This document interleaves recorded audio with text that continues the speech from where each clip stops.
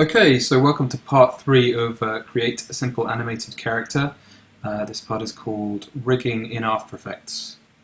In this section we're going to place our anchor points for rotational animation. We're going to parent our layers to the torso base. We're going to match up some stroke expressions with the pick whip tool. And we're going to hide unused layers and colour and label our layers for clarity. Okay, so we're going to bring up our After Effects file here, and I've arranged the layers as follows. So with the front arms and legs at the very front, the head and torso in the middle, and the back legs, arm and shadow behind them. So the first thing we're going to do is look at anchor points. So we're going to be rotating elements of the composition, and we want them to rotate around particular points. You can see at the moment, this is an anchor point here in the middle, that the torso, the head, and all the legs and arms have their anchor point in the same position. What we're going to want to do is move these so that if I open up the head and we look at the rotation of the head, we can see that at the moment it's rotating around that center point.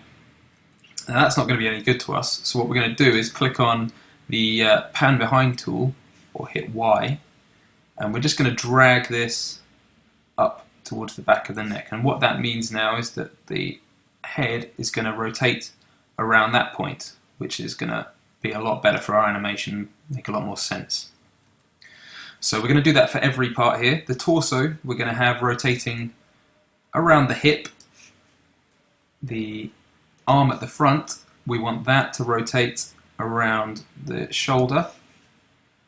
The leg at the front, we want that to rotate around the hip here. So you can see now we've got something that resembles a hip joint. The shadow at the back, we want to rotate around the hip as well as the leg itself. And finally the arm at the back, we want that to rotate around the shoulder here. So there we go. So now all our anchor points are in the correct place.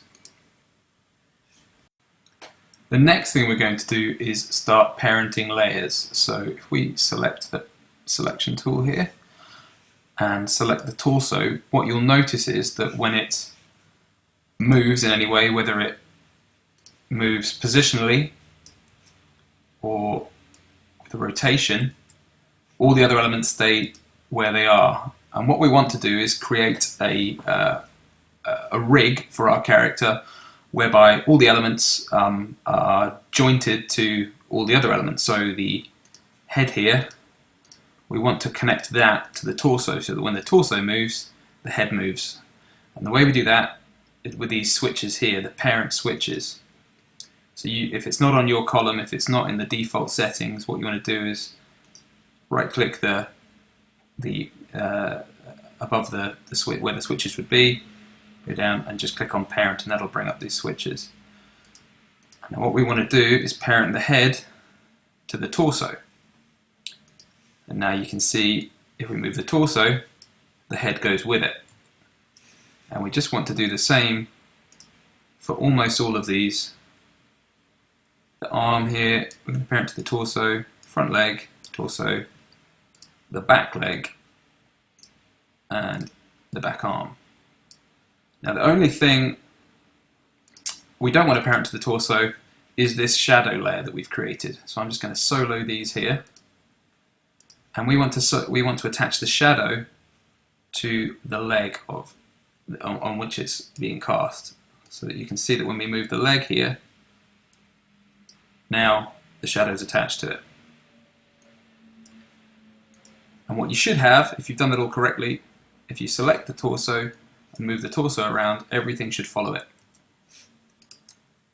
So there we go. So now all that's left to do in the rigging is we want the shadow on the back leg, we want to match up to the back leg movement in terms of the path that we create inside the shape layer. So if I open this up, we can see the shadow path here that we drew earlier with the pen tool is inside there. And if we go into the back leg, we see the path for the back leg is here.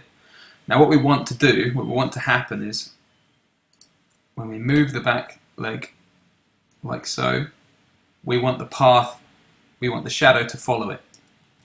So what we want is this path to be copying this path here. We want the leg back shadow to be copying the leg back. So what we're going to do is we're going to click on this icon here, holding Alt, and then clicking down on the stopwatch icon, and it's going to bring up this console here, which is your expression console. Now we're going to ignore what's inside the box at the moment. All we're going to do is grab the pick whip, and we're going to drag it down into the path layer, onto the path text in the back leg layer. It all sounds very complex, but all that means is now when we adjust the path in the leg, the shadow follows it, and that's going to be useful for later on. It means we don't have to duplicate layers and copy keyframes into each path. So there we go, and there's our guy again.